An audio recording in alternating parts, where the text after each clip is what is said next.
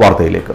ഗാർഹിക പ്രശ്നങ്ങളാണ് വനിതാ കമ്മീഷന്റെ മുൻപിലെത്തുന്ന മിക്ക പരാതികളും എന്ന് സംസ്ഥാന വനിതാ commission chairperson advocate P Sathidevi. വിവാഹപൂർവ്വ കൗൺസിലിംഗ് നിർബന്ധമാക്കേണ്ടതുണ്ടെന്നും ചെയർപേഴ്സൺ പറഞ്ഞു.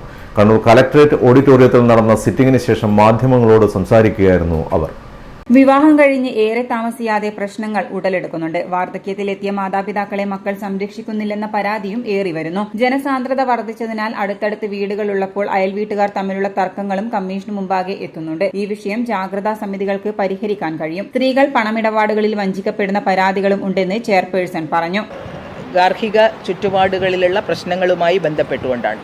അത് ഭാര്യ ഭർത്താക്കന്മാർ തമ്മിലുള്ള പ്രശ്നങ്ങളുണ്ട്, മറ്റ് കുടുംബാംഗങ്ങൾ തമ്മിലുള്ള പ്രശ്നങ്ങളുണ്ട്, വൃദ്ധരായിട്ടുള്ള അമ്മമാരെ പരിരക്ഷിക്കാത്ത പ്രശ്നങ്ങളുണ്ട്, വൃദ്ധരായിട്ടുള്ള അമ്മയെ കബളിപ്പിച്ചുകൊണ്ട് മക്കൾ സ്വത്ത് തട്ടിയെടുക്കുന്ന ഇതുമായി ബന്ധപ്പെട്ടുകൊണ്ടുള്ള പരാതികൾ, അമ്മയെ ദുർബോധനപ്പെടുത്തിയോ അമ്മയെ തെറ്റിദ്ധരിപ്പിച്ച് അമ്മയുടെ വ്യാജമായിട്ടുള്ള ഒപ്പിട്ടുകൊണ്ട് രേഖകൾ ഉണ്ടാക്കി അമ്മയുടെ സ്വത്ത് കൈവശപ്പെടുത്താൻ വേണ്ടി ശ്രമിച്ചതുമായി ബന്ധപ്പെട്ടുകൊണ്ടുള്ള പരാതികളുണ്ട്.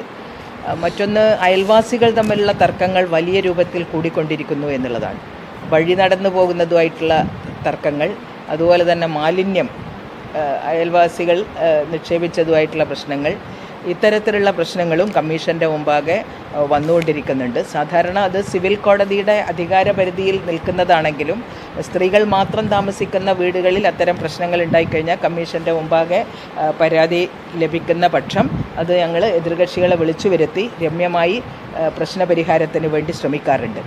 മറ്റ് ഒരു പ്രധാനപ്പെട്ടിട്ടുള്ള കാര്യമെന്ന് പറയുന്നത് സാമ്പത്തികമായിട്ടുള്ള ചൂഷണത്തിന്, കടം വാങ്ങിയിട്ട് പണം തിരിച്ചു കൊടുക്കാതിരിക്കുക, അതേപോലെ തന്നെ വലിയ രൂപത്തിൽ ഭീഷണിപ്പെടുത്തിയും മറ്റും പണം വസൂലാക്കുക, എന്നിട്ട് പിന്നീട് തിരിച്ചു കൊടുക്കാതിരിക്കുക, അതുപോലെ തെറ്റിദ്ധരിപ്പിച്ചുകൊണ്ട് പണം വാങ്ങിപ്പിക്കുക, ഈ തരത്തിൽ പരാതികളും വന്നുകൊണ്ടിരിക്കുന്നുണ്ട്. സ്ത്രീകളെ ദുർബോധനപ്പെടുത്തി പണം വസൂലാക്കി തട്ടിപ്പ് നടത്തുന്ന ആളുകളെ സംബന്ധിച്ച് നല്ല ജാഗ്രത ഉണ്ടാവാൻ സ്ത്രീകൾ സ്വയം സന്നദ്ധരാവണം എന്നുള്ളതാണ് കമ്മീഷൻ ഇത് സംബന്ധിച്ച് പറയാനുള്ളത്.